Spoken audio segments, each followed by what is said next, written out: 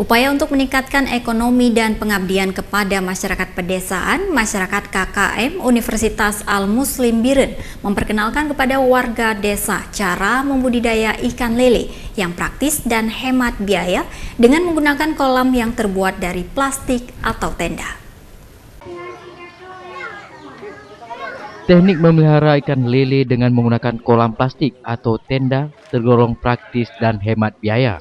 Selain itu, tingkat keberhasilannya pun lebih tinggi dibanding kolam terbuat dari beton. Hanya dalam waktu 75 hari, biasanya ikan akan bisa dipanen dengan tingkat keberhasilan mencapai 90% lebih. Kegiatan budidaya ikan lele dalam kolam tenda yang dilakukan mahasiswa ini di Desa Utin Gatom, Kecamatan Pesangan Selatan, Kabupaten Biren, juga sebagai upaya memperkenalkan kepada masyarakat pedesaan bagaimana membentuk peluang usaha di lingkungan mereka sendiri untuk menambah pendapatan ekonomi mereka dengan cara dan modal yang sangat hemat.